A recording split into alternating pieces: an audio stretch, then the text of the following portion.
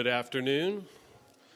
While people are still finding their way through this labyrinth of mystery twists and turns to find this place, the main session just finished, so I'm going to try to get started here, but talk slowly so everybody has a chance to get here. Hey, my name is Mike King, President and CEO of Youth Front, and we're excited to be one of the sponsors of the Theology track, and we just welcome you here today. It's going to be a good session. This was a great session in San Diego, and we're going to jump into some really, really important stuff here in a few minutes. But I want to thank our sponsors that make the Theology track, and this year, YS Explorers and some of these things possible, starting first of all with our seminaries and academic institutions like the Association of Youth Ministry Educators are sponsoring this. Luther Seminary, from which Andy comes from. Luther Seminary is one of our sponsors. Bethel Seminary, Duke Divinity. Elena is here, Kleinbeck, and she's with the Duke Youth Academy for Spiritual Formation, which is a great program. So please ask her about the great stuff they have going on. And she's doing some great work there at Duke with racial healing and some wonderful stuff. We're really thankful for Duke and Nazarene Theological Seminary. A couple rows back here, we have Dr. Dean Blevins, and they've sponsored the theology track since we started without hesitation and have faithfully been investing in this dialogue and conversation. They have a new 70 scholarships for the 70 years anniversary of Nazarene Theological Seminary, which is where I got my theological degree, and Seattle Pacific University. So we're really thankful to our academic sponsors and also for the Sir John Templeton Foundation, and for we're really excited to say for National Geography. Nat Geo is sponsor of this also, and in fact we're going to see a trailer in a little bit about their programs that's already started, and so we'll let the trailer speak for itself, and some exciting stuff happening on science and Nat Geo and engaging in the faith community. I really want to thank our primary sponsors who really invest a lot in helping to make this happen. First of all, InterVarsity Press, Andrew Bronson, stand up. This is Andrew, and he's busy. Yes, give him a hand, because he was the first person when I said, hey, what if we brought in some great people and really had some deeper theological conversation at National Youth Worker Convention. I didn't even get the first sentence out, and they're like, we're in. And they've always been a part of this because, well, it just reflects in their ethos and the kind of books that they publish. And right next door, we have Deb Hirsch and the new book Redeeming Sex that they just released, and just great academic resources from InterVarsity Press. Also, Andy's, a lot of us have published with IVP, and they're just a great group of people to work with. And then Princeton Theological Seminary. Shannon here.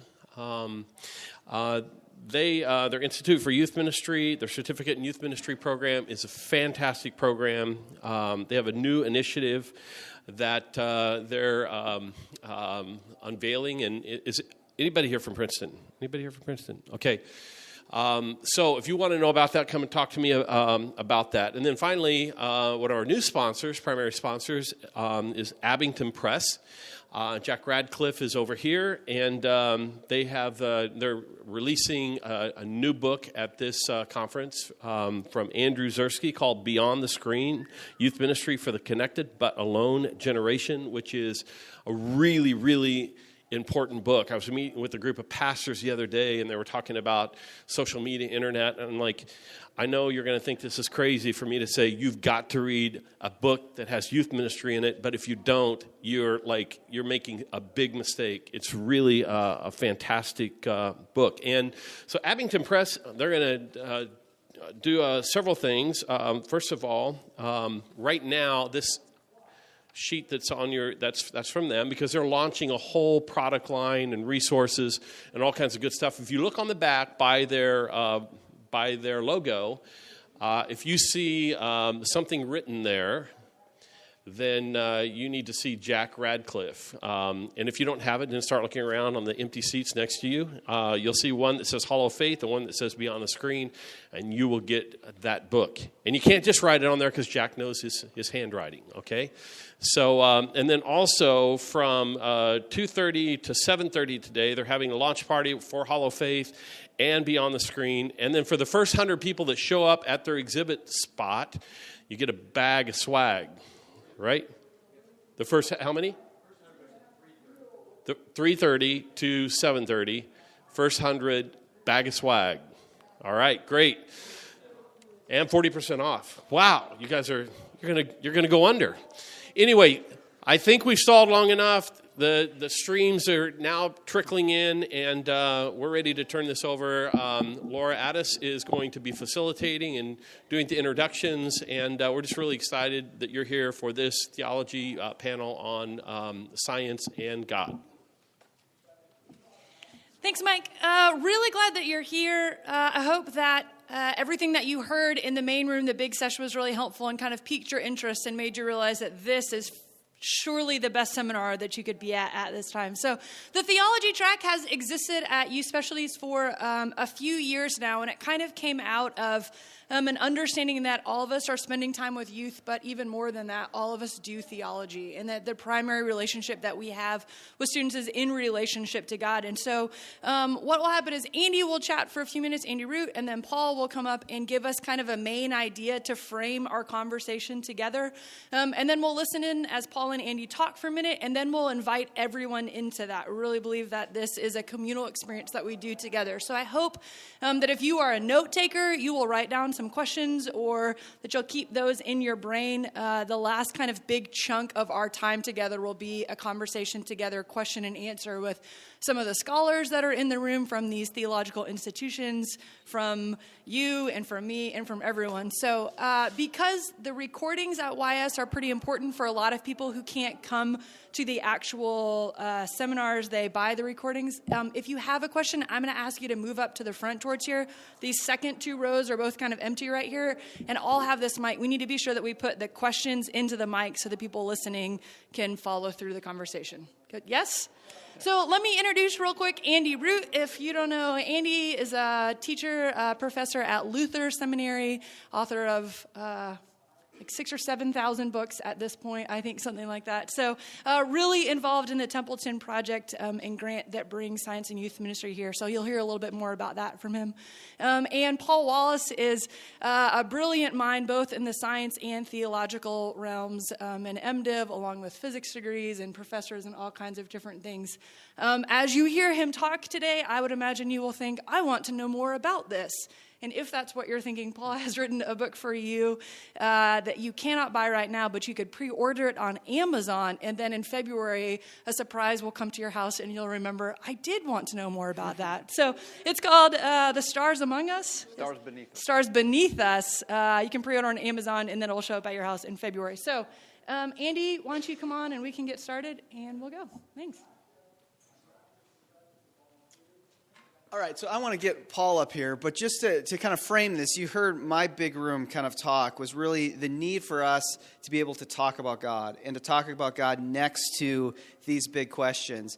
And we thought, David Wood here, who will be up front with me, we're part of this Templeton grant called Science for Youth Ministry, and you can find us on our website. I think it's scienceym.org. And we're going to be creating resources and things like that you can use in your youth groups. But really our idea is that if we can raise this faith and science conversation, it will lead us into deeper and richer conversations about God. And so we thought the best way to do that was to have an astrophysicist come here and you know, to truly, honestly problematize this even more, to give us a sense of where we sit within the universe, and the big questions that this raises for us about God, about ourselves, about young people. So that's the idea of this. And as I tried to say in the big room, I mean, young people are right here. I mean, I think their own education puts them there, but also the larger kind of cultural realm puts us right there as well. And we are lucky to be sponsored here in this session by Nat Geo's Breakthrough. Has anyone seen Breakthrough Sunday nights? It's been on. They have some great directors like Ron Howard and others doing, really telling stories about scientific breakthrough. So we want to show you that clip as a way, again, of thinking of young people in a deeply scientific culture that is giving them frameworks to think about themselves and God, and then we'll use that to launch right into Paul and talk about this. So we're excited about this conversation and hope that you can join us in really thinking about how do we talk about God next to these kind of scientific realities. All right, everybody hear me? Is it working? All right. I'm glad to be here today. I feel blessed to be here. I'm not a youth pastor. And if I had been told 6 months ago, maybe 8 months ago, that I'd be standing in front of a large group of youth pastors in November, I would have wondered why. But I have some skin in the game. I have youth myself. I have 3 children, 2 of whom are in the youth bracket right now. And so I'm happy to be here, and I do feel like it connects deeply not only with my own family, but I'm happy to be here to talk to you about what I have spent a lot of my time, energy, working on: science and Christianity. Now, I was born and raised in a household of scientifically literate Baptists. Yeah, that's right. And let me, I forgot to bring my slideshow up here. Hold on to that idea. Scientifically literate Baptists. I'll kill this. Let's see. Yes. It is true. I was raised in a household of scientifically literate Baptists. And so I had a unique experience growing up. When I was about 10 years old, approximately 10 years old, sometime in the late 70s, for some reasons that I don't know quite why, I sat down on the sofa in my wood-paneled, it's the 70s, wood-paneled room, living room, and my dad handed me a book on natural history. And this book had in it a lot of really interesting things. It had stuff about dinosaurs and stuff about, life before us. And I was really amazed by that. But what really, really, really grabbed my attention, what really focused me, was this was not quite it, but this is what it looked like. Something like that. Okay, this is you can't see the details, and you don't have to see the details. This is a timeline of geologic timeline. It runs back from the present all the way down here to about 4.5 billion years ago when the Earth was formed. And I looked at this thing, and I had somehow known growing up that there were dinosaurs before people, right? I had known this. But I had never really properly stood face to face with what is now called deep time. And this is what I looked at. And it completely drew me in. I was fascinated. This Time Life book. We had the whole series above the stereo, and this was in that book. And it completely grabbed my attention. I didn't know what the words meant. Silurian, Jurassic, Eocene. I had no clue what they meant. But you know what? It was really awesome. It kind of made me feel a little scared. Now, I can't really take this and use this particular image on the screen right now to give you a sense of deep time. So I'm going to use a different method, one that I didn't make up, and one that Carl Sagan didn't make up, but one that Carl Sagan used in his book, The Dragons of Eden, which came out, incidentally, about the same time. It's called the cosmic calendar. And it basically takes what you see here and puts it on a more human scale so you can start to get a sense of the kind of time and the kind of change we're talking about when we look at something like this. Cosmic calendar, very simple idea. The Big Bang occurred at the stroke of midnight January 1st. The new year starts with a bang. Now, today, us sitting in this room in Louisville, Kentucky, is the stroke of midnight of that same year. And so the basic idea is simple. We take all of cosmic time, from the Big Bang to the present, and compress it into a single year. And then we ask ourselves, what happened on what day? When did people show up? When did the solar system show up? And that sort of thing. Okay? You might have seen this done. Neil deGrasse Tyson did this on his, if you saw the updated series called Cosmos came out last year. He used this in that series on the first episode. Okay, so if we do this, let's look at a few major events that are important for us. Here's what we get. On May 11th, about 5 months in, 4.5 months in, we get the Milky Way galaxy. Dr. Harzma talked about our Milky Way galaxy up in the big room earlier. And this is not the Milky Way. I need to tell you this. We cannot get outside of our galaxy and take a kind of galaxy selfie. We can't do that. Okay, it's way too big. Okay, the solar system on this scale is way, way smaller than a pixel. We are one of about 100 to 200 billion stars in the Milky Way, which we think looks a lot like this galaxy called the Pinwheel, for obvious reasons. We're about half to two-thirds of the way out, sort of in the galactic suburbs. And this is our galaxy. Our home galaxy looks a lot like this. We have a great galaxy. I mean, we could have done much worse. It's a nice neighborhood. There's a lot of galaxies that are kind of malformed, little lumps of stars that don't look like much. But we've got a really spectacular one. So we have that to be grateful for. May 11th. Two-thirds of the way through the year. Two-thirds of the year, of the way through the year, our solar system is formed.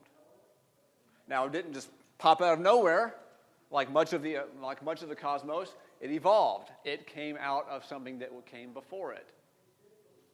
Okay? All the planets, the moon, the sun, all coalesced out of the same cloud of gas and dust. Stars are being born all the time in the cosmos. All the time. And ours was born about 4.5 to 5 billion years ago. Our Earth is about 4.5 billion years old. Okay? As well as the rest of the solar system. Two-thirds of the way through the year. Then, not too long after that, 3 weeks after that, Simple Life shows up. This is salmonella. This is what you get when you eat raw cookie dough. Yeah. So, I still eat raw cookie. I admit, I've got a weakness for it. I just try not to think about this picture when I do it. Okay. Simple Life. Cells without nuclei. About September 21st.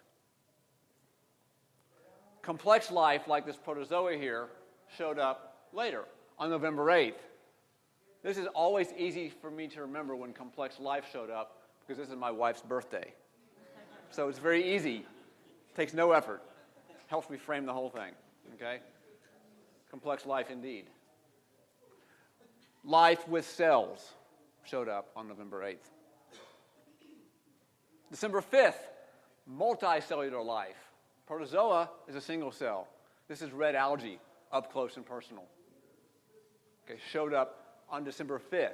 Multicellular life showed up on December 5th. By December 14th, the seas were amuck with these little creatures called trilobites.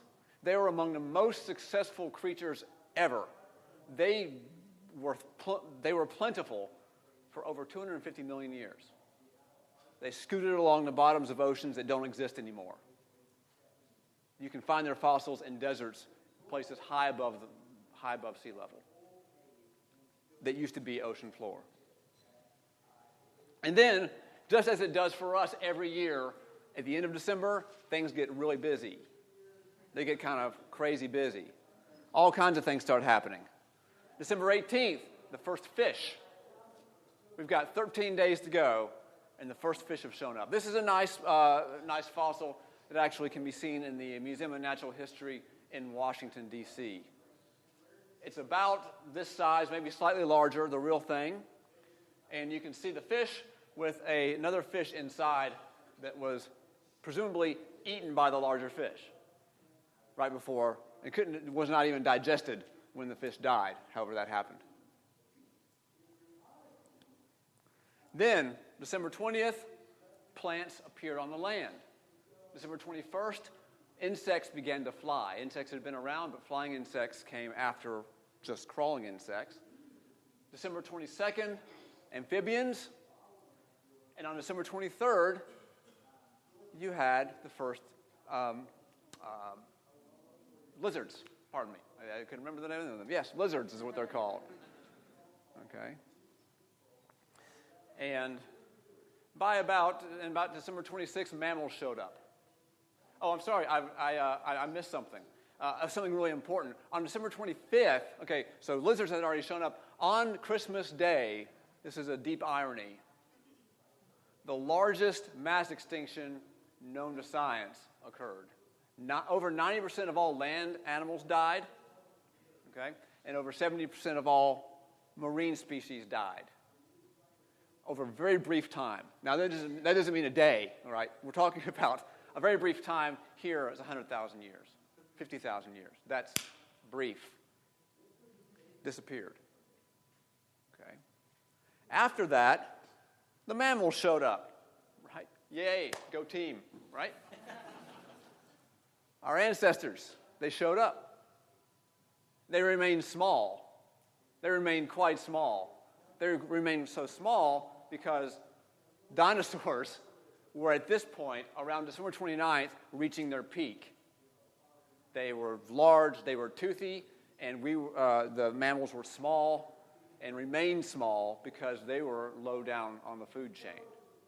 Didn't have room to get big. They're tasty, as we all know. Right, I had a good mammal last night. I had a pork chop that was really good. Then, on December 30th, before this next picture, I'll leave it here. On December 30th,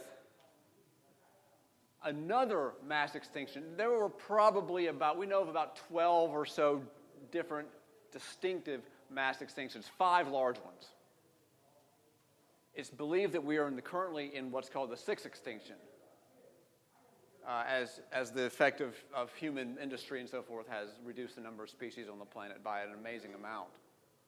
But there have been a number of these mass extinctions, okay? And the one that happened on December 30th after this was the one that knocked the dinosaurs out. It gave us room to get bigger, and we did.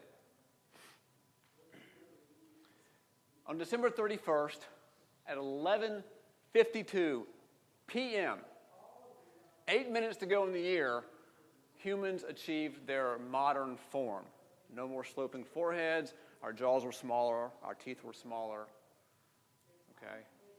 We reached what we sort of call the modern age of human, modern humans appeared. With 8 minutes to go. With 13 seconds to go, we invented writing. Sumeria. With 5 seconds to go, Jesus Christ walked the earth. With 1/2 a second to go, Washington crossed the Delaware. And with 1/10 of a second to go, Neil Armstrong walked on the moon. And here we are. Happy New Year. Now, that to me, as a child, made a deep, deep, deep, deep mark, this whole thing. And there was more. Who knows who drew this, who wrote that? It says, I think. It has this little funny tree-shaped thing. Who? Darwin. We have a winner. If I had a gold star, I'd put it on your forehead. Darwin, Charles Darwin wrote this. This is the first what we call phylogenetic tree. This is not in his book, or in any of his books. This is in his personal notes. And the idea here was that he began to suspect that the species as we know them were not always around the way they are today. In fact, he began to suspect that they had evolved from earlier species. And this tree was the first known indications or graphical representation of that idea. Today, the phylogenetic tree looks something like this, and this is actually about 0.03% of all species. Let me show you what we have here. It's hard to see, perhaps from the cheap seats back there, but what we have around the edge, we have tiny, tiny, tiny little black writing. There are 3,000 species listed around this circle. Different colors represent different phyla. Okay, you've got the fungi here, you've got animals, you've got the plants, you've got the protists, bacteria, something called archaea, and at the top, the purple, we call unmatched socks. That's not actually a scientific term for them. But the purple on the top are species, creatures that we don't know how to categorize them. Okay, they defy our current categorization scheme. And so you can see here by looking around how the different phyla are related to each other. Okay, you might not be able to see it up there above the word animals. Let me blow it up a little bit. Up there, see a little black box inside of that. It says you are here, and you can read Homo sapiens right there, right beside the mouse and the rat. There's only 3 mammals represented out of the 3,000 species on this picture. Only 3 of them are mammals, and even so, we're overrepresented. Okay, there are, of all the species, more than 1 in 1,000, less than 1 in 1,000 is actually a mammal. Okay, so there we are. I also want to show you this. Now, if you were upstairs in Dr. Harzma's discussion earlier, you saw the same thing, but let me just sort of say it again. She used a very similar picture. Don't worry about what this words mean here. You see the moon, and I don't know if you can see it or not, if you're further back, but there's a faint little box right here beside the moon. It's about 1/10 of a moon diameter across. And notice that there's nothing in that box. Well, as Dr. Harzma said, Hubble scientists took the telescope and made it stare at that box for something on the order of 2 million seconds. That's how astronomers talk about exposure time. They use seconds. So that's a few weeks. They let Hubble stare at this spot. And what they got was the same picture that Dr. Harzma showed you. In that blank area, there are, maybe 10,000 galaxies shown. Now, there are a couple of stars, as she said. There's a couple of stars, one up there, maybe one down here. Here's one. You can tell by the little spikes on it. Those are in the extreme foreground like bugs on a windshield. Way, way, way close. Everything else is millions to billions of light years away. And the sky looks exactly the same. It does not matter what direction we look. It looks basically the same. The same kinds of galaxies, the same distances, and so forth and so on. Every direction. There's not some direction where there happens to be more, and one direction where we can sort of see to the edge or whatever. The universe looks the same in every direction. Now, all of this, I had sort of, I didn't have Hubble, of course. This was in the early 80s by this time. Didn't have Hubble, but I had read enough science, and I had read enough of these natural history books to, I didn't really understand it, I still don't. It's too much. It's an overload. But I did get one point. I didn't know the details, but I got the point, which is that I was nothing. Okay? Yeah, and I was about 12, and I had this thing. How about my friends, my family, all my relationships? Where do I stand? I'm lost. I felt lost. Meanwhile, my dad, who was so influential on me, took me to church like 8 times a week. I was one of those. Maybe many of you were the same kid. Went to a large Baptist church. I was there. I was in the youth group. I did all the stuff that you do. And you know what? I didn't have one of these negative church experiences. I loved it. I felt so at home at church. People loved me there. I wasn't always nice to people, but they were good to me. And that makes a deep impression too. And then when I was a senior in high school, I don't know if your church does this anymore. Youth Sunday. You have Youth Sunday where the youth do all the things that, the church staff normally does. And I was chosen, I don't know how they decided this, what smoke-filled room they decided. I was chosen to be the pastor. And this is a church with like 4,000 members. Big church. A lot of people, way more than are in this room. I don't remember what I said. But you know what? There was a series of about 5 weeks in my high school career where I kept a journal. 5 weeks. And this fell in those 5 weeks. And I wrote about it later. You know what I wrote? I wrote that I felt, number one, like being up there in front of the church I loved it. It felt like home to me. But I also felt wrong because I felt like I was selling something I didn't believe in. I was starting to doubt.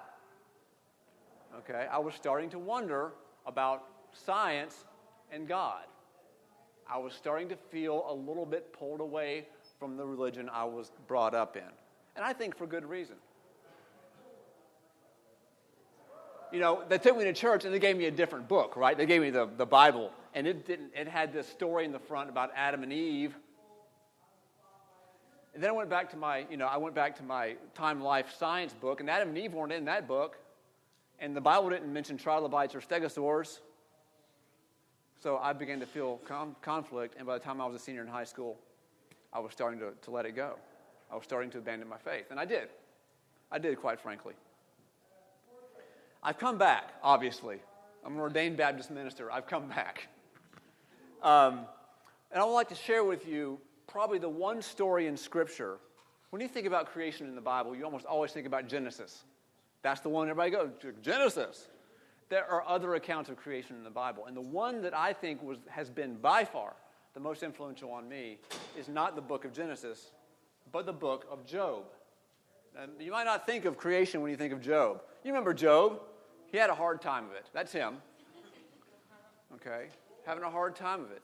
I won't rehash the whole story. I think most of you are basically familiar with the arc of the story of Job. He suffered. He wanted to know why. He wanted justice, understandably so. If anybody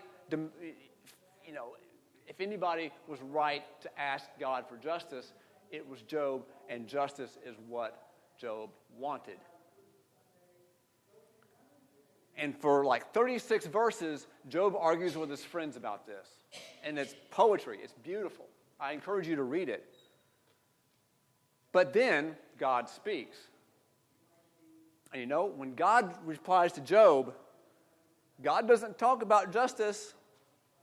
God doesn't diagram why, Job is suffering.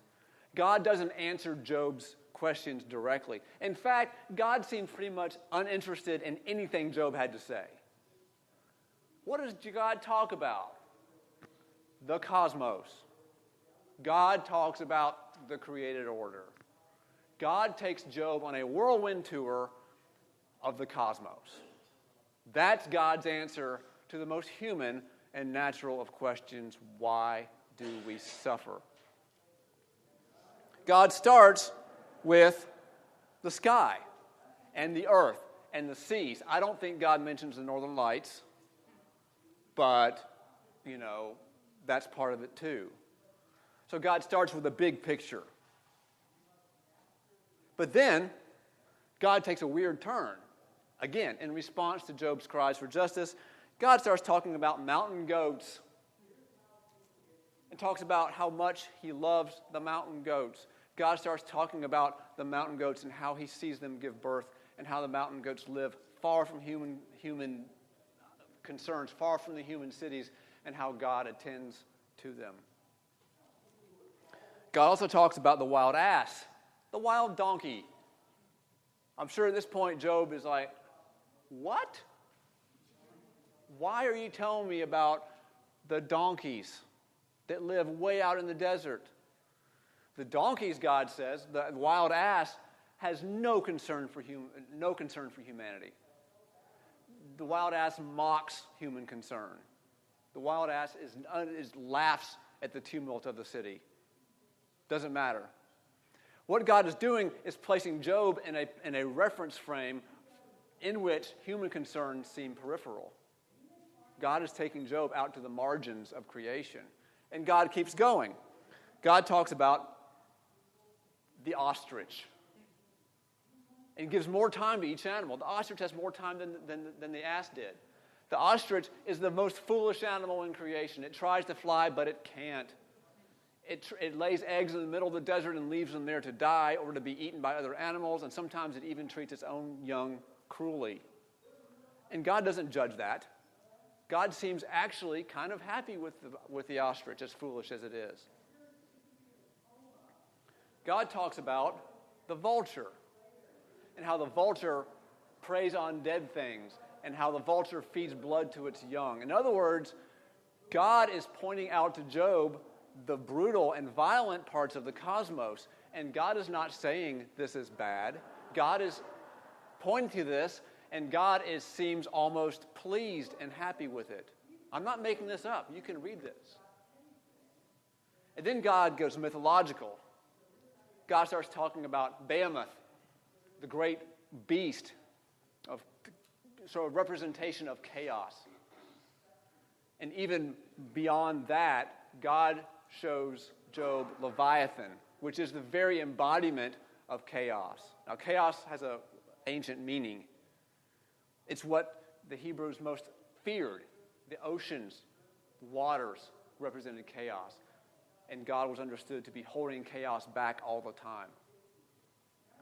And you know what? The thing about it that I love, I don't know what God was up to, other than to say, there are more reference frames in the world than your own. And maybe God was trying to say, draw into question Job's starting assumptions.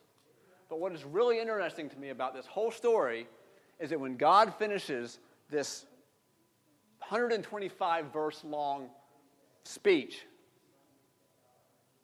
it works.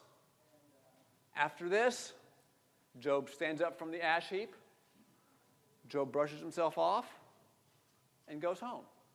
I don't know what happened, but something about this works. Something about that works. Now, it wasn't Job that brought me back to the church. It was not Job that brought me back to the church. It was love that brought me back to the church. Not surprising. In college, I was kind of the smart sort of atheist guy. I wasn't really fully an atheist. But I went to Furman University, which at the time was pulling away from the Southern Baptist Convention. Hadn't quite pulled away all the way. It was a fairly Baptist place, and I was the project of many well-meaning Baptist students. I would sit in the student center. They would come to me and challenge me because I was not a Christian. And you know what? That was my favorite activity. I loved to sit there and argue because I could argue. I could do that. I could argue my point of view all day long and not get tired of it. And in my mind, whether or not it was true, I won every time. You know, I walked away happy. Woo, look at me. Look what I can do. And then I met Elizabeth. And you know what? She was a Christian that I couldn't laugh at or argue with. You know why? Because she didn't argue with me. She loved me.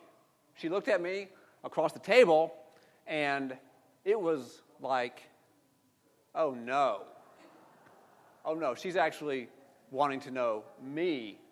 She didn't care about my ability to argue. It was love. And in June, it'll be 25 years. Right? Beautiful story. But I will say that what happened was for 9 months, Elizabeth and I argued about Christianity. I tried to argue, and she wouldn't let me. I eventually started praying with her sometime about 9 months after we met. We were on and off like 6 times. It was awful. But today, I'm a Christian. Originally because of that, she showed me, the love of Christ. But I do think that the book of Job has helped me immensely to connect God with creation as I know it. I think that if Job were written today, you might see a tour, something like the one I gave you. If it were updated and enlarged for today's cosmos, which is just nothing like the cosmos that Job lived in, I think you might get something like what I started with. That's my hope. That's how I see it. And I'm thankful that you chose to come today to this. I'm grateful for your attention, and I think I'm done. So, that's all.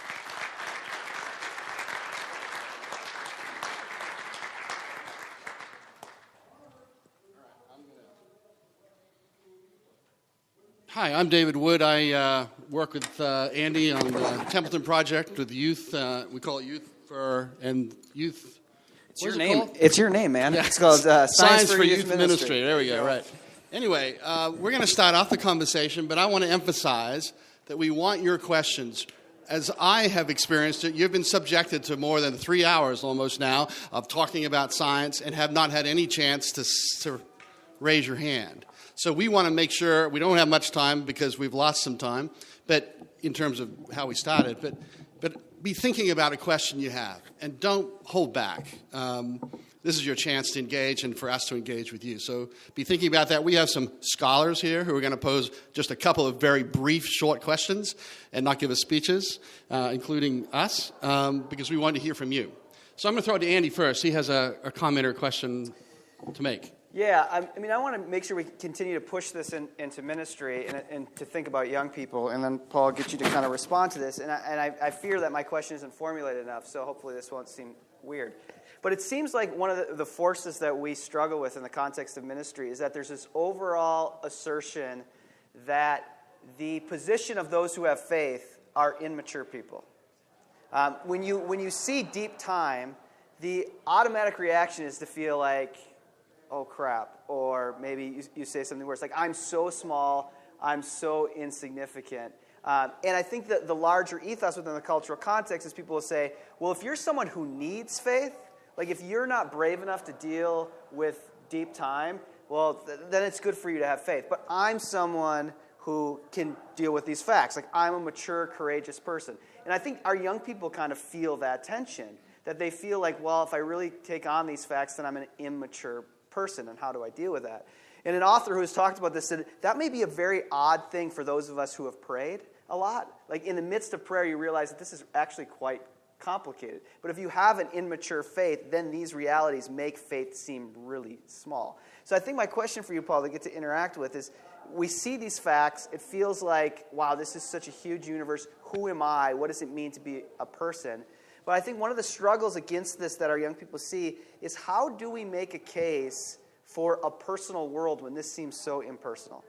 And one of the things I'm shocked by your story is that God takes Job on this journey and essentially says, look, you are small, and I am that mass, and you are that small. But there's this kind of personal reality of God being the one who enjoys the donkey, that God being the one that enjoys these spaces. And so I guess how do you help us in the context of like the larger scientific dialogue that tries to make this world that you've showed us a completely impersonal one, but even your own kind of conversion, if we use that word, is actually an impersonal encounter with someone who loves you, right, which is an encounter of personhood. So how does that give us a unique sense of human beings alongside the mass of deep time when we think of ministry? Does that make sense? Yeah, I think it's built into the story of Job that I love so much. I do believe that God is personal. I am also one who believes that God has impersonal aspects. But I do believe God is personal. And the one fact of this story that I didn't emphasize, but which is so obvious that it might be easy to miss, is that God did show up at the ash heap. Right? God didn't remain aloof. God showed up. And God answered Job's prayers. Not maybe in the way Job wanted God to. But God showed up at the ash heap, and God's speech and the tour was sufficient to Job's question. So I don't believe that God is fully impersonal. But I do believe, I had this experience a few years ago. I was in Washington, D.C. with my wife, and I was in the same natural history museum that that fish fossil was in. I love that place. I do believe that God does speak to us through things that have nothing to do with us. I think making God all personal all the time, this is my own take on it, is almost too much for me to deal with. But if I can think that God loves other creatures, if I can think that God is everywhere, in all things, even creatures and beings that are alien and strange and maybe even kind of violent. I don't know about that. I can't explain that. But I can tell you that when I go to the Natural History Museum and I think about these things, I feel a great deal of relief. And I think that the idea that God is not only personal, but also has concerns elsewhere, to me, is a great and beautiful relief. Good.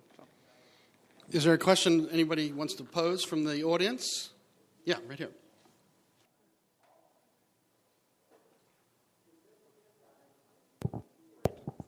I'm Ben. I'm from Knoxville, Tennessee, and we have this thing in my youth ministry. Am I on? Yes. We have this. I don't think it's on.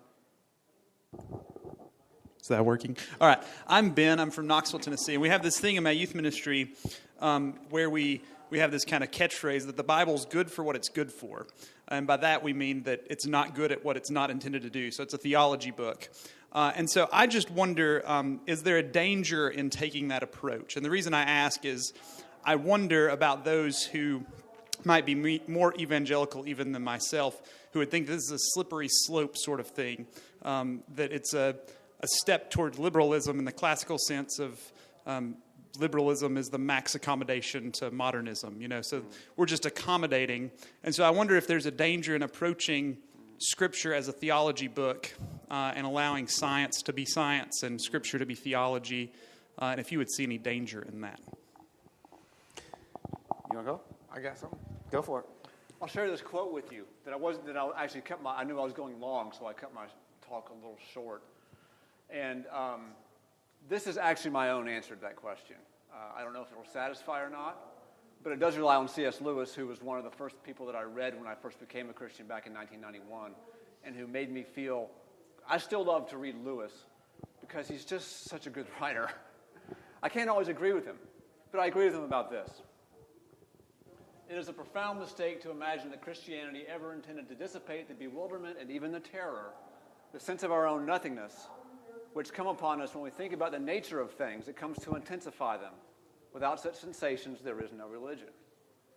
Many a man or woman brought up in the glib profession of some shallow form of Christianity who comes through reading astronomy to realize for the first time how majestically indifferent most reality is to man, and who perhaps abandons his religion on that account, may at that moment be having his first genuinely religious experience. I share this with you because this is my experience. I believe that when I was in college and I abandoned my faith, I think that was a step in the right direction. That might sound like heresy or blasphemy.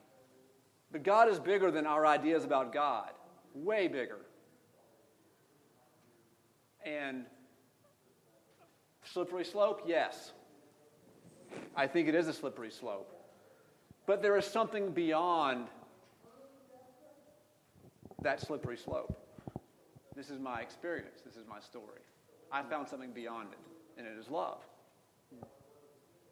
And I see that love in my wife, and I see that love in Jesus of Nazareth. So that's my answer to that question. If I could respond briefly to that, too. A common paradigm, and I think it's a great question, is you have a circle that's science here, and you have a circle of faith or theology over here. And then people talk about how they interact, right? Whether they're separate or opposed or they overlap. Now, I want to go back to the essential paradigm. That is a mistaken paradigm. That's not how the Bible talks about reality.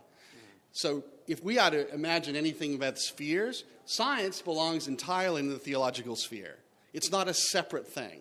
In other words, the Bible seeks to encompass all of reality, not just the spiritual piece of it. God created the heavens and the earth. So it's an encompassing of everything. Now, we have to learn to read the Bible so that it does that. That's the great challenge. It's not the Bible's fault. It's not science's fault. It's our fault for not understanding how do we read the Bible in such a way that it keeps opening up reality, both its material, its spiritual, and all its manifestations. That's the great challenge. So the Bible throws that challenge down to us. The question is whether we take it up or not. We have some of our scholars along here. I wanted to get into the picture. Any questions? I guess not. Okay. Right here. Yeah. Paul, this might be Dean Blevins, Nazarene Theological Seminary. Might be just sort of moving from where you were to the next stage. So very simply, when you look at the Nat Geo presentation, it's about also investigation, wonder. In the face of this immensity, isn't there something in the human proclivity, not just terror? I think that's important. Yes. But I'm thinking for the sake of both scientists and theologians alike, aren't we invited then to explore, to imagine, to be active within that created order? Yes. Wonder is what I hear you talking about. Absolutely. And I don't mean to paint too dark of a picture. Job is a dark book. Okay? But I will say that wonder is probably what most connects, is probably the human experience that most connects religion and science, Christianity and science, is wonder. This sense of, my goodness, where are we? What is this place we found ourselves in? Let's explore it. We have nothing to be afraid of on that point. So I do believe that wonder, joyful wonder, not just sort of standoffish kind of, like absolutely all-encompassing wonder.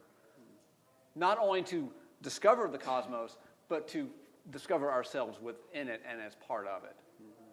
I think that is truly mind-blowing. And I think God has an interest in blowing our minds.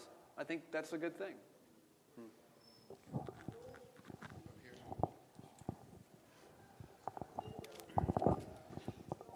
We're sorry to make you get exercise to have to ask a question. No, feels good. Thanks. My name is Todd, and from Portland, Maine, and I just have want to get your thoughts on something because, I'm not a scientist or a theologian. I just have worked with some high school kids and try to communicate God's word to them. And when I read the Bible, I want to be able to just read it and take it at what it says, so that when it says there's an Adam and an Eve, that there must be an Adam and an Eve. And getting to your talk on Job, it was kind of interesting, your progression, because you talked about the literal vulture, you talked about the literal donkey, but then you get to Leviathan and Behemoth, and those become sort of mythical. Right. And that is how I guess I feel. I don't know how many others. I feel like there's always this shifting landscape, that when there's a clash between a preconceived or between a scientific idea and a scriptural idea, it's the scriptural one that has to get reinterpreted. And that's the tension I feel and have felt constantly throughout this entire day, that it's always me as the guy just trying to read the Bible in its sort of plain sense that has to give ground, as opposed to letting it say what it says and thinking that maybe science has got to reevaluate some things. How do you balance that, or what? How have you come to grips with your grasp of the Scripture in light of your professional experience? Yeah. It's a really great question. Go ahead, Paul. Science as a body of knowledge and as a way of science is really a method. It's a way of investigating the world. Science, say it simply as I can. Science investigates, despite its reputation, really simple things. Really simple things. And I think that the Bible and Christianity kind of doesn't. I think that the things they investigate and the way they investigate them and the way they present them are so different that there is a sense, I will say it, there is a sense in which interpretations of Scripture must, for science that is truly settled, give way. And I don't mean give way to something less, but give way to something more. It's going to become something more in the interpretation. We all interpret. You do have what we call a hermeneutic. No matter who you are. When you read the Bible, you're filtering it through it's not, the Bible alone. You don't have that. You're always filtering it through something. Now, this settled science. And what I can say is that, although there are many scientific questions that are open, I think the overall evolving nature of the cosmos is not one of them. If I had one word to describe the cosmos, it would be evolving. That's the one word I would pick.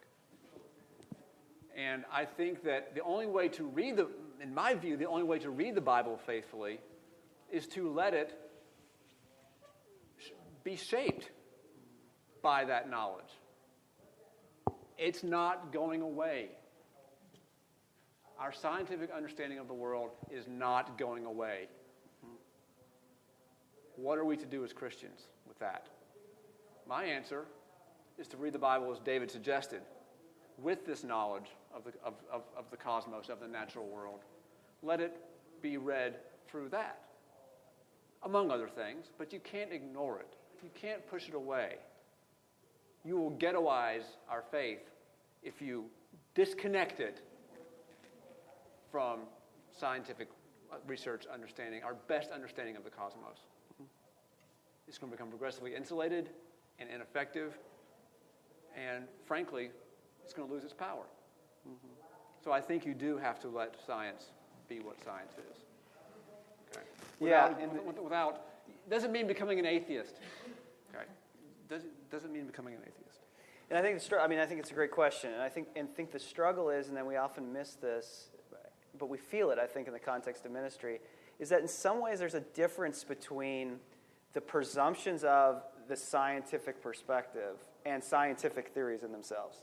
Like some thinkers will say, actually, when you look at scientific theories and Christian faith, they don't conflict that much. But the larger kind of scientific philosophical perspective then stands in opposition to that. So I think your tension that you feel is a good one. That why does it always feel like culturally that the scientific philosophical perspective is more important than the faith one?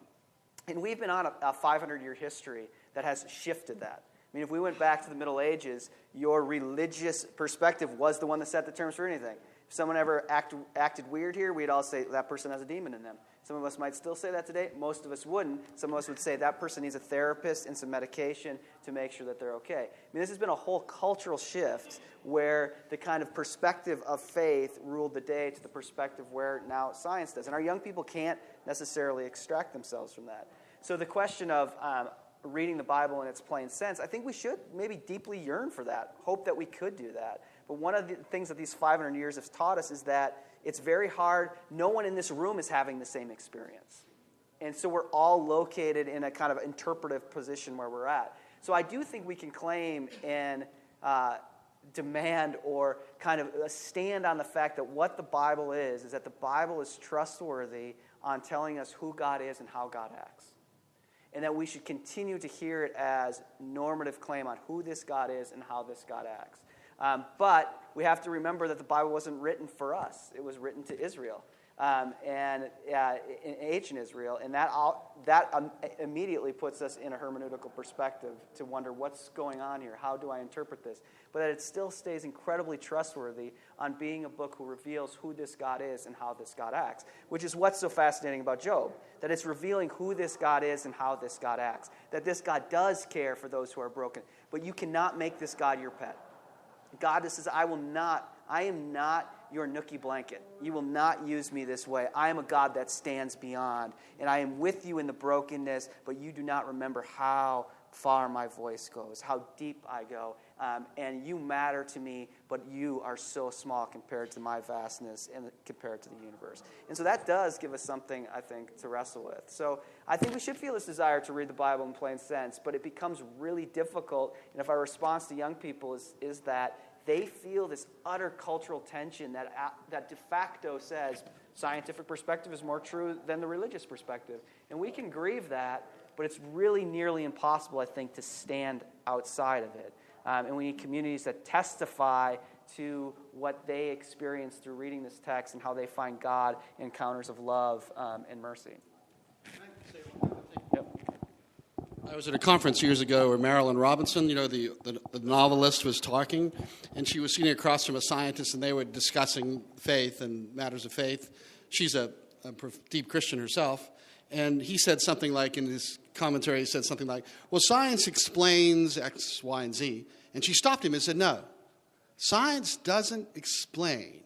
Science describes. And that's just stayed with me. So much of what's so compelling about science is its the thing that's so compelling about science is its capacity to describe reality in ways no generation before ours has understood or known. Now, where science crosses into what we often call scientism is when it starts to tell us this is what that means. So it moves into sort of metaphysics or philosophy. And that's where we feel internally, deeply, whoa, wait a second. That's not where science goes. You're going somewhere where you think you might want to go. That's not where science goes. That's not what it demands of us. And so I think that's a helpful distinction. It's a simple, and maybe for some people overly simple, but I think it's a helpful understanding to realize that I am never to be intimidated by the power of science to describe. I am actually, I should, as you did today, I should just marvel at that. And then Scripture complicates all that because it doesn't point me to a God that is just about immaterial things, because the first verse is God created the heavens and the earth. It doesn't say God created this one sole planet and that's all we have to worry about. No, we have to imagine a God that created all that science describes and well beyond that. That's our problem. And so that's the challenge we have. That's not really updating Scripture. It's trying to read Scripture as it's truthfully meant and David to be has read. a really good point as we think even of the context of our ministry. I mean, you could get the sense from these last 3 hours of conversation that your point now is to go and kind of be an apologist for science. And I don't think that's the point. I think you actually have a huge responsibility to prophetically oppose scientism. And when kids assume or get the sense that all existence is natural and material, that there's not, I mean, everything can just be reduced down to its material parts. I think people of all faiths, but particularly Christians, need to say, no. Science cannot actually give the meaning of a mother and her infant. Like, there's something that transcends that. There are so many human realities that we know that religions, and particularly Christian faith, have held on to that cannot be just explained as natural material phenomenon. So I think part of what we're pushing for is we can't naively just go into a religiosism where, like, no, everything is explained by this and don't put your head in the sand. But we're also saying that shouldn't move us over to actually seeing science as our new God or the new answer to everything. We actually, as people of faith, should push back against scientific perspectives that just try to reduce everything to natural material phenomenon. That doesn't even work with the depth of the human spirit. I mean, the places we probably all connected to Paul's talk are where he talked about his own experience of love, where he talked about his dad, where he talked about his wife. Like, those are phenomenon that science may be able to describe in certain ways, but also overspills those categories. And that's what's really beautiful, I think, about having this conversation with our young people, is to continue to problematize that in the sense of saying, you can't just reduce everything to natural material, but we also have to deal with these other scientific realities, like that the universe is expanding, like the ways we used to think about things may be changing. How do we think about a God in the midst of that? And we have encountered this God. And we've encountered this God in a certain way, so how do we make sense of this reality? If, again, your point is to fix kids, then you're in trouble. Because if you enter into that, then you may actually end up screwing things up, and then you feel all this pressure that your job is to fix them. But if we do really trust that through the Holy Spirit that God moves in the midst of persons who share the depth of lived experience together, then this becomes an incredible invitation. And being perplexed is actually an opportunity to seek for God. This is what Anselm, the great church father, said. Like, it's faith seeking understanding. And so the scientific, as David said, should never lead us to fear seeking understanding, or to shame some kids who are deeply seeking for understanding in that we're intimidated by that. We should be the very place where seeking understanding is fundamentally encouraged, because we feel like you are going to find God in the midst of that. You are going to find something transcendent and bigger. You're going to find beauty in the midst of that.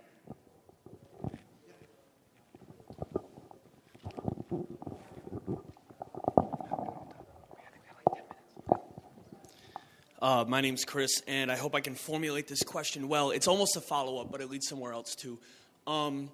So I really appreciate the last part of that dialogue.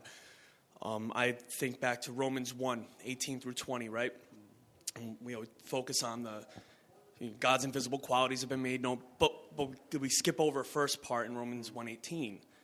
The wrath of God is being poured out against all wickedness and ungodliness from those who suppress the knowledge of the truth by their wickedness, right? This suppression of the knowledge of the truth.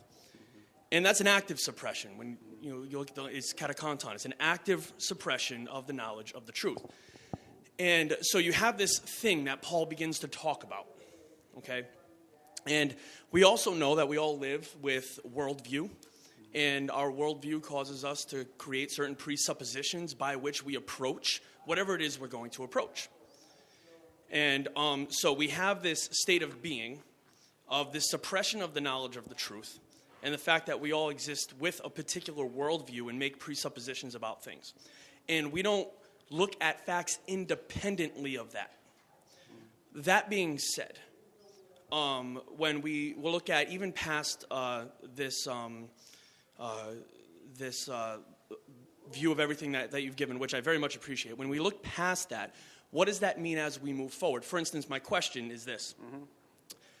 How do we deal with worldview and presuppositions, the understanding of the suppression of the knowledge of the truth, in answering the question of whether or not Jesus actually bodily rose from the dead? That seems important to me to answer, especially since Paul said in 1 Corinthians 15 that if he didn't, our faith is useless and his preaching is nothing. So how do we move from one to the other? I mean, it's easy for us to talk about these big, giant, deep time past things, but that's a scientific, there are presuppositions that go into that question because we're saying something actually happened in the historic setting in the universe that violates that which is material in nature. Yeah, which is a really important question and a huge philosophical question that I guess we have to deal with. And the question is just how much do we have to deal with in the context of ministry? I think at beyond kind of at the surface we have to deal with it. And I mean, I don't mean the surface as not relevant. I mean deeply relevant. But I mean, it is a question. And this is a question that's gone on since the Enlightenment. Like, can this God violate the laws of nature? And so if you assume that this God cannot violate the laws of nature, then what do you do with Jesus being resurrected? How do you make sense of that? And of course, there's been so many perspectives that have tried to work their way around that. And this is kind of your point of accommodation. Like, well, it wasn't that Jesus was bodily resurrected. It was in the memory of the disciples that it was resurrected. So it is a big question for us about how divine action breaks in and encounters us, and how do we understand that? I mean, I'll put my cards at the table. I absolutely believe it's necessary for a bodily resurrection. I mean, I absolutely 100% believe that. I believe Christianity is incoherent without a bodily resurrection. How do we solve that with natural laws, and what does that mean? I can't stand up here right now and answer that. But what I've had, I believe, that I will stand by, that I still doubt, but I deeply believe, is that I have had an encounter with the living Christ. Clearly not in the same immediacy of Paul or Peter, but I've had this encounter. So it's embedded in this experience. Now, what do we do with that in the context of ministry? I think one of the things that happens is we feel really anxious to hold on to the truth, or worried that maybe a kid would feel somewhere different, that we try to get them into that truth without recognizing, because of the perspectival nature of this, is that almost all we can do now, and I say almost all we can do, but I think this is a profound thing, is make our best account. And our best account, Paul's best account for a God in the midst of this big universe is, my wife loved me. She was there. She loved me. The truth of Christianity was bore out to me because my wife loved me. That's his best account. I could deconstruct it. I could say, she didn't really love you, dude. You're rich. That's why she loved you. No, which would be completely different truth. I mean, I could have my own best account. That won't go very far. But at some point, I can only testify. I mean, this is an old Christian word that we have to recover. The testify, I think there's an utter need to give testimony in the scientific age.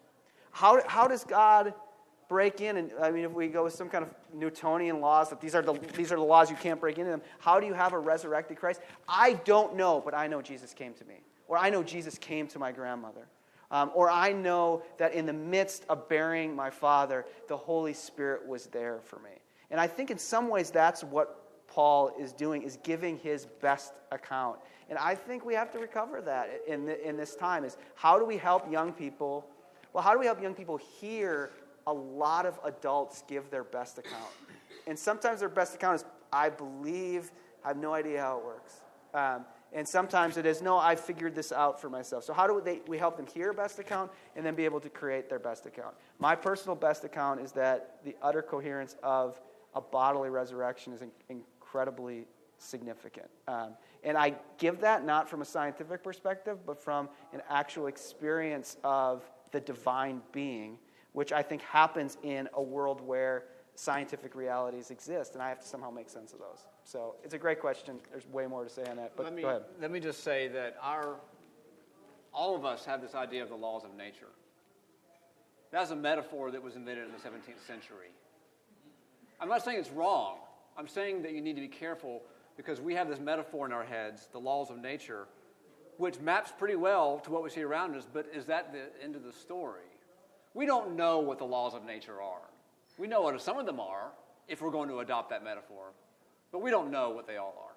Mm-hmm. Also, science is not really about things. I mean, I think people in the first century knew that something was weird about a resurrection. You don't need to have a lot of scientific knowledge to object to that.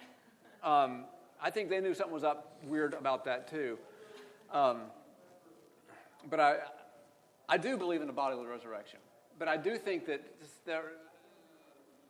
my science is the picture I gave you is so overwhelming, and I hope that you hear this. As both of these gentlemen up here have mentioned, science has an extremely bright boundary around it. It cannot do all things. I do believe the Christian faith is big enough in the Venn diagram to completely encompass science. And science would have nothing to say about the resurrection of Jesus. Nothing to say about it. Science is about things that are regular and repeatable and prone to a certain kind of controlled observation and experiment. If right now Jesus Christ were to appear right here in front of us, have a nice chat with us, and disappear, science would have nothing to say about it. Science would wait around for it to happen again. And it wouldn't happen again. You know what I mean? All I'm saying is that the world and the cosmos is not completely contained by science, but part of it is, and we can't ignore that part. That's all I'm saying. Yeah, I mean, there's way more to say on that, and yeah, we won't get into it. But it is really interesting in these kind of historic thoughts of the Enlightenment is that the theologian T.F. Torrance, you don't care about this, but the theologian T.F. Torrance thought that these hard laws that we have, like that God can't violate those, were Newton's perspective, and he actually think Newton was drawing too much on certain forms of Arianism. That actually asserts that Jesus Christ is not equal with the Father. And that actually it's this guy named Max Clark, as well as Einsteinian physics, that because of their religious commitments, open up relativity theory that could allow for a phenomenon like this to be true. So it actually opens up that phenomenon, and he thinks it was actually recovery from ancient Christian thought that allows that. Can I just add one brief thing? You hear a lot of this talk. It sounds like we would be advocating one day faith or religion and science are going to be just so well, beautifully molded together that there will be no separation. I do not believe that. I simply don't.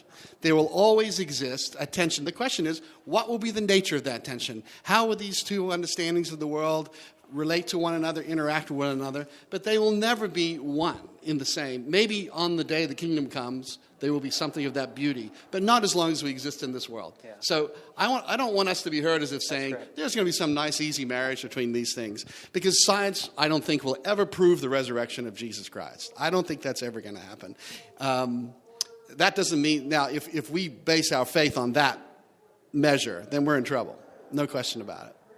Yeah. That's not science's fault, not faith's fault, it's our fault. And that's a really good point for us, taking this out of here to our youth groups, that the point of this is not now you have the information to solve the tension for your young people. Right. Actually, when you leave here, we kind of hope that you're willing what you're really doing is that you've treaded some water with us, that you're actually able to swim in the tension with young people more. Because that's what there is. And as David says, until the kingdom comes, there will be tension. And we as people of faith, I think, have not been willing to stare down the tension as much as we need to. And I think that's what actually perplexes our young people.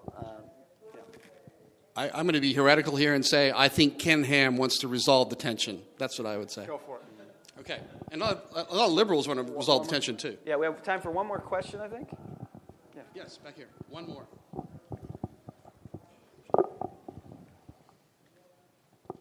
Yeah, as he comes up, we should say that Ken Ham wants to end the tension, but liberals too, by complete accommodation, want to end the tension too. And I think what we're saying is we need to keep the tension going. Yeah. I came to the lecture because I wanted to better understand the idea that there's this conflict and our youth are very concerned about it. My thought is that I feel like I'm concerned with the idea that there's Christianity and then there's science and that there's a conflict between them and that we're putting them on this sort of equal footing and saying you can believe this or you can believe this and we're going to show you.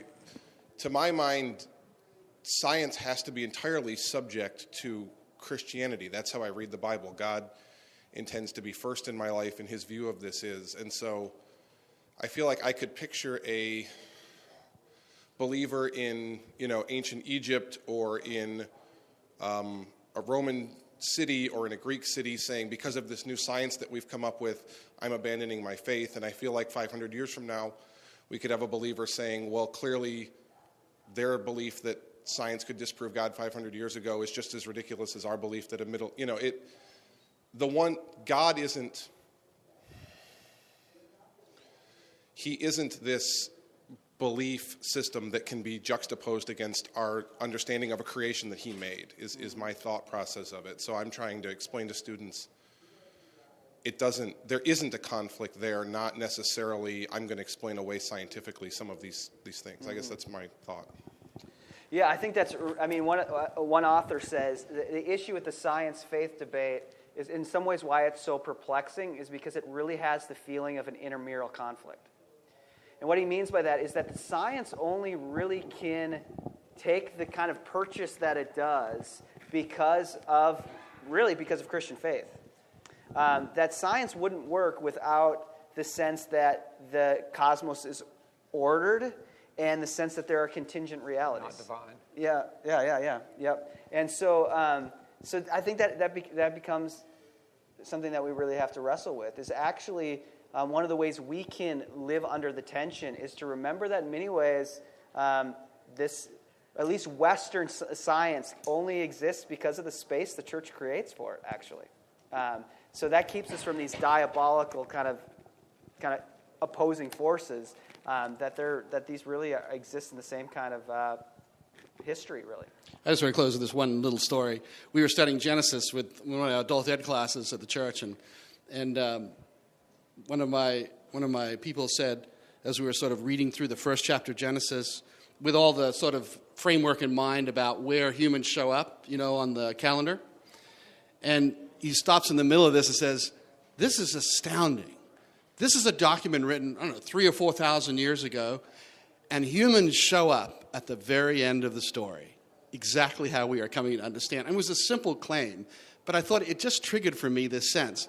This text we have has been so reduced by us, often by us Christians, that we have lost the majesty and the mystery of this text. And it was just a simple little turn for me that just made us all laugh, but it also, I think, made us stop and think how we have lost our ability to read this text. Thank you. Thank you to Paul. Thank you, Andy. Thank you to everyone.